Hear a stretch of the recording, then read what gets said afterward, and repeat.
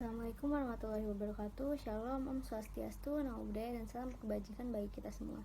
Perkenalkan, nama saya Desy Karmatasari dengan NIM akhir 295.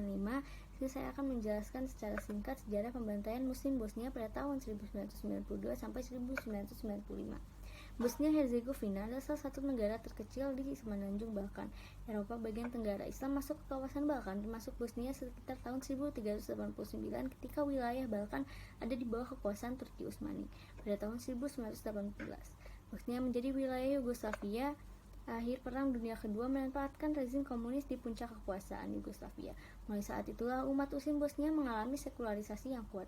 Peruntuhan komunis di Uni Soviet membawa efek yang serupa pada Yugoslavia yang merupakan negara satelit Uni Soviet. Runtuhnya sistem komunis pada akhir 1988 menyebabkan Yugoslavia terpecah menjadi 6 negara, yaitu Serbia, Kroasia, Bosnia, Makedonia, Slovenia, dan Montenegro. Awalnya Slovenia dan Kroasia menyatakan memisahkan diri dari Yugoslavia dan menjadi negara berdaulat.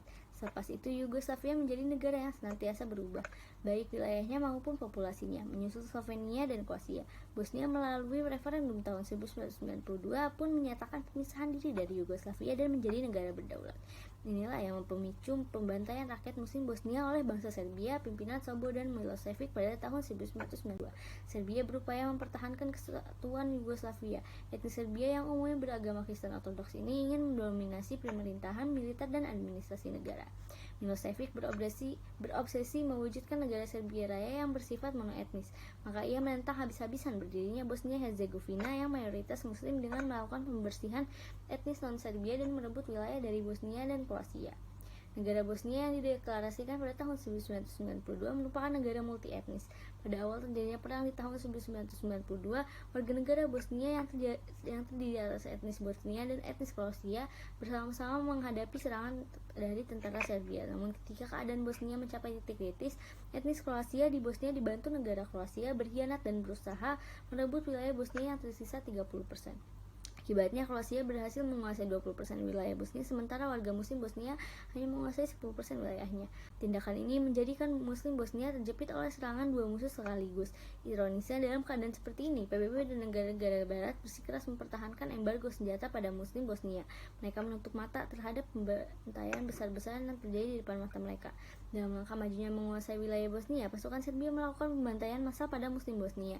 Mereka yang beruntung masih hidup dipaksa meninggalkan tempat tinggalnya. Sejarah mencatat perang ini ditandai dengan pemerkosaan terhadap para wanita Islam dilakukan dengan secara massal dan sistematis. Bayi-bayi hasil perkosaan tentara Serbia akan dianggap warga etnis Serbia. Dengan demikian, kelas Serbia dapat mengklaim sebagai etnis mayoritas di wilayah-wilayah yang didudukinya.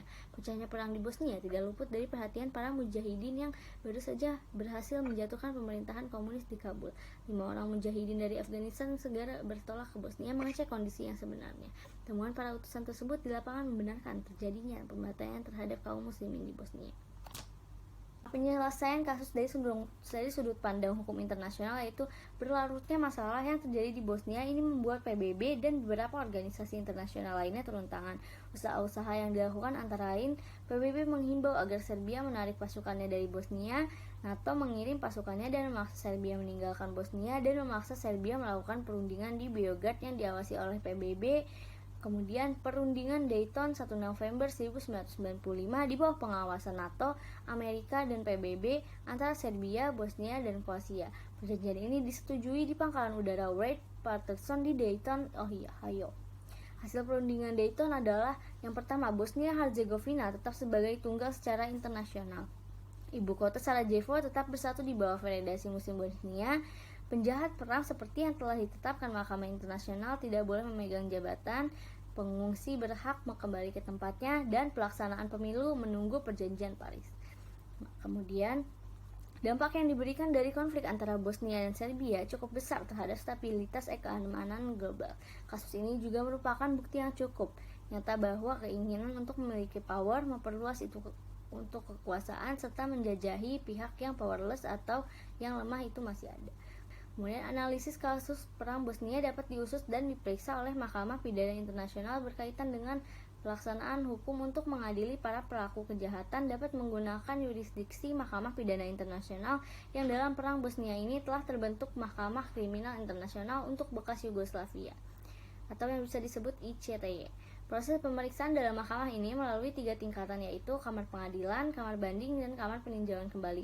Selain itu, proses mahkamah juga bersifat komprehensif atau menyeluruh sehingga penjatuhan hukuman sesuai dari keseluruhan hasil dakwaan. Salah satu contohnya adalah penjatuhan hukuman penjara 40 tahun kepada Radovan Karadzic sebagai pertanggungjawaban individu atas kejahatan genosida, penganiayaan, pemusnahan, pembunuhan, deportasi, pemindahan paksa, teror, menyerang warga sipil, dan membawa sandera. Dan Ratko Mladic yang dijatuhi hukuman penjara seumur hidup dikarenakan melakukan genosida, penganiayaan, pemusnahan, pembunuhan, deportasi, pemindahan paksa, teror, menyerang warga sipil, dan membawa sandera. Putusan dari pengadilan mahkamah ini sebagai bukti penegakan hukum terhadap kejahatan kemanusiaan yang terjadi dalam perang Bosnia. Peran PBB untuk ikut andil dalam menyelesaikan atau menengahi penyelesaian kasus Bosnia. Upaya yang dilakukan oleh PBB terhadap Serbia yang melakukan serangan bersenjata terhadap Bosnia adalah dengan memberlakukannya sanksi embargo, yaitu blokade ekonomi terhadap Serbia dengan negara lain. Upaya berikutnya yang dilakukan oleh PBB adalah mengerahkan pasukan untuk mengawal bantuan kemanusiaan bagi warga korban perang di Bosnia Herzegovina. Mengingat upaya-upaya yang telah dilakukan oleh PBB belum juga membawa hasil, maka upaya selanjutnya yang dilakukan oleh PBB adalah mengeluarkan Yugoslavia dari keanggotaan PBB. Berdasarkan uraian tersebut, dapat disimpulkan bahwa sengketa terjadi di Yugoslavia antara Serbia dengan Bosnia sebenarnya terjadi karena bermula dari sikap separatis yang ditunjukkan oleh republik-republik lainnya di bekas Yugoslavia. Selain itu, masalah etnis merupakan masalah yang paling utama sebagai faktor penyebab terjadinya sengketa bersenjata antara Serbia dan Bosnia. Terima kasih. Assalamualaikum warahmatullahi wabarakatuh.